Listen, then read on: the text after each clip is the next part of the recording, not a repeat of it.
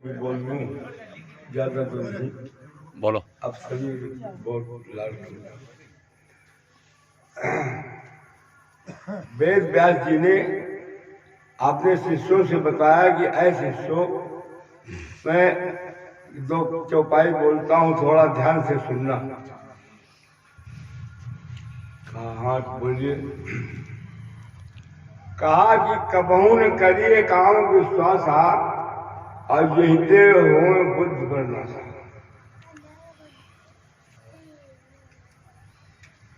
लिखा गुरु गुण ज्ञान निधाना, लिखा गुरु गुण ज्ञान निधाना और इंद्रिय दल अस्थय बलवाना। इंद्रिय दल जो है बड़ा बलवान होता है, इंद्रिय दल का कहना कभी नहीं। और इसी पर मैं एक चौपाई और बोलता हूं कि माँ भगिनी पुत्री के तीरा और पुरुष न बैठे कबहू गंभीरा। जो गंभीरवान पुरुष हैं वो लुगाइयों के बीच में नहीं बैठते, जहाँ चार भक्त लोग हैं समाज वहां बैठते। तो उसी समाज में एक जैन ऋषि थे बाल ब्रह्मचारी, तो बोले कि महाराज ये चौपाई तो बिल्कुल गलत है। तो उन्होंने कहा कैसे गलत है? कहा कि तुम कहते हो कि माँ भगिनी पुत्री के तीरा और पुरुष न बैठे कबहू गंभीरा। तो हम ये कहते हैं कि माँ भगिनी पुत्री यदि त्याग गए तो नर बैठे फिर कह के आ गए। जमीन से ने कहा ठीक ठहरो, मेरा प्रसंग चलने दो, इसका उत्तर मैं अभी देता हूँ। तो ये भी बीज गयो कुछ काला और आयो चतुर्मास विकराला। इसी प्रकार प्रसंग चलते चलते चतुर्मास का महीना आ गया। चतुर्मास कहते हैं साल सावन भादों। ये भी बीज गयो कुछ काला आयो चतुर्मास विकराला। चतुर्मास के महीने में अपना पहुंचे तो जैमिन ऋषि की जंगल में कुटिया थी। अब वहां पर पड़े थे अपना शिष्य लोग द्वारे बता रहे थे। तो उनकी कुटिया में एक सुंदर बाला आ गई, नवयुवक और बढ़िया सुंदर भेष से। बरसे जल भीगे एक बाला और खड़ी वृक्ष ढिग दीन दयाला। पानी खूब छगाछूम से बरस रहा था और एक वृक्ष के नीचे वो भीज रही थी। शिष्यों में दामिनी दमक प्रकाश दिखावे और तासे सिगरो बदल न खावे। दामिन कहते हैं बिजली। बिजली भी जब चमके तो उसका सारा बदल दिखाई दे। तो शिष्यों ने कहा महाराज एक सुंदर बाला द्वारा खड़ी भीज रही, कहीं इसका क्या प्रयोजन है आने का? क्योंकि यहाँ कभी नहीं आई और मैं जंगल में रहता हूँ। कहा पहले मैं इससे पूछूं कि भाई तुम्हारा क्या प्रयोजन है आने का?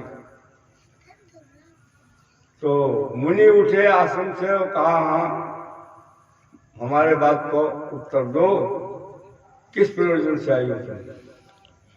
तो उसका नियम क्या था कि कुंज नवा कुछ मुख से बोले और असमंजस की गांठ न बोले। बाबा ने कहा सघन विपिन नहीं संग सहेली और कई कारण बन फिरो अकेले। यहाँ तुम्हारे साथ कोई सहेली नहीं और एक घने जंगल में तुम अकेली भीजे, क्या कारण है इसका? फिर भी न कुछ बोली। बाबा ने कहा कि कुटिया भीतर आप पधारो और भीगे वस्त्र बदल सब डालो। ठीक है। और कर विश्राम खोए श्रम भारी और तब निज बात कहो महतारी। जब महतारी कहा तो उन्होंने उसने कछु न दीना उत्तर और तुरंत गई कुटिया के भीतर। मुनि टेका जब दीन चटाई, कहा इसे तुम लो बिछाई। सूखे वस्त्र दिए, लटपट कुंचित केस संहारे और भीगे बदल सकता। मुख से कछु न बोली बामा और रही चुप करन लाग विश्रामा। उसी चटाई में पड़कर सोने लगे। जमीन से ने कहा था कि आदमी पता नहीं कहाँ से आ रही है, ये इसकी थकावट दूर होगी, सो लेगी, सब ये उत्तर देगी हमारी बात। बड़ी देर तक बैठे रहे तो उनके भी निंद्रा आने लगी जमीन ऋषि की, तो वो भी उसी चटाई में सो गए। कैसे सोए कि सोए गए दो नींद असंका और बने दो 36 के अंका।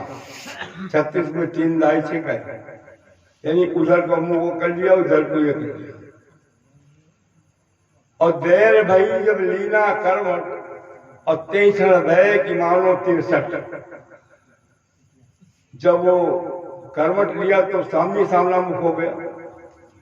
तो श्वास पे श्वास जब टकरानी, तब ऋषि उठ बोले यह वाणी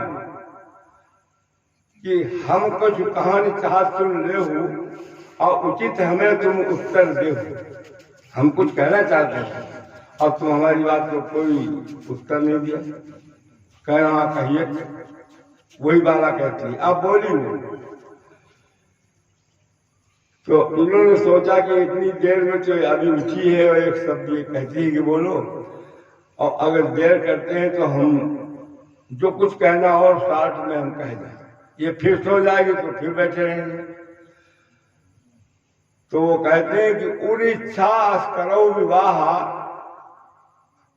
हो पुरवो सुंदर मोर उठा। जब ऐसा कहा जमीन ऋषि ने, तो बाला कहती कि हमारू यह रही अभिलाषा और प्रसमय तुमने काहे न भागा। ये हमारी भी इच्छा थी, लेकिन तुम पहले क्यों नहीं होते। कहा ठीक, इसमें कहीं कारण है, कहीं क्या। कहा कि ये खम्भमान कुटिया सुखकारी, आपके कुटी में जो 4 खंभे हैं, तो इसको तुम एक मंडप समझो। खम्भमान कुटिया सुखकारी और भावर साथ ले तुम डाली। तो कहा कि चक्कर साथ कुटी के करहु और तमन नाज हमें तुम रहो। 7 फेरा घूम लो तो हमारा तुम्हारा लड़ाई हो जाए। कहा ठीक है, घूम लेंगे। तो तनक चली तब हाय पुकारी और कंटक लाग पैर में भारी। जब थोड़ा घूमने को चली तो उसकी वो चिल्ला उठी वाला कि वो हमारे तो कांटा लग गया, अब हम कैसे चले। मुनि हमका तुम लाओ सवारी और तबहन भावर पड़े हमारी। हमका ऐसे नहीं देरी हो रही और हमारा तुम्हारा फेरा घूमने का टाइम आया। बने कहीं इसमें कोई उपाय, यहाँ से कोई साधन है नहीं हमारी कुटिया में, जंगल में है, कोई उपाय बताइए। कहीं एक उपाय है कि बनो अश्व तुम हम अश्वारा और यही माँ तनक लाभो हुआ। अश्व नाम घोड़ा। कहा तुम घोड़ा बन जाओ और बने तो कहीं जल्दी से भावर पड़ जाए। तो कहा कि ठीक है।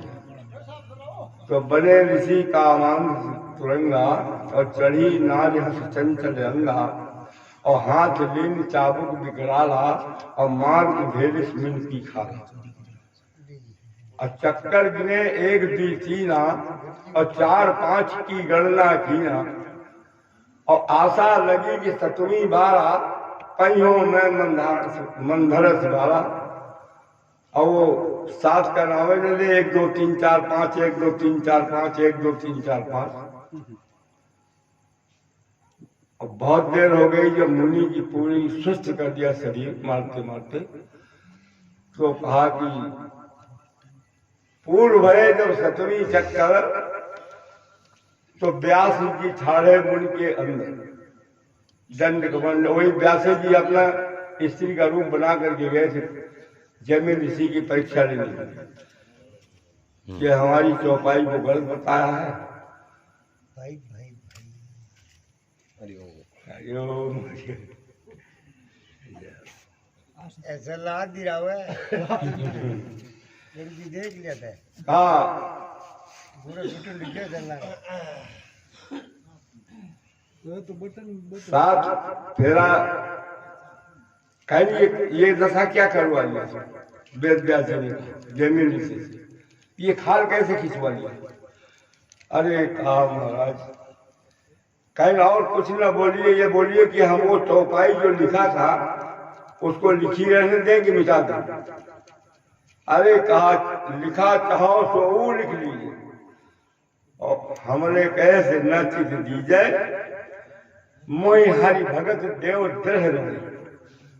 महाराज मुझको दृढ़ उनको भक्ति चाहिए। कहा तो चौपाई लिखी रहने दे, कहीं लिखा चाहो सो वो लिख लीजिए, जो कुछ लिखना हो आपको सब कुछ सत्य है। कहीं पहले तो मैंने बोल दिया था तुमसे कि ये चलने दो प्रसंग और तुम माने नहीं, तो हमारी चौपाई को गलत बताया, लिखी रहने देंगे बेटा। कहीं ठीक है जैसी आपकी इच्छा। व्यास जी ने कहा कि आपने कहा कि कर विश्राम खोए सुन भारी तब निज बात कहो महतारी। और कुछ देर के बाद आपकी हो गई कि इंद्री खराब होगी, कहते हो कि पूरी इच्छा करो विवाह। तब उन्होंने हाथ जोड़ा, गलती माना और वो चौपाई को सत्य समझा। बोल शंकर भगवान की जय हो।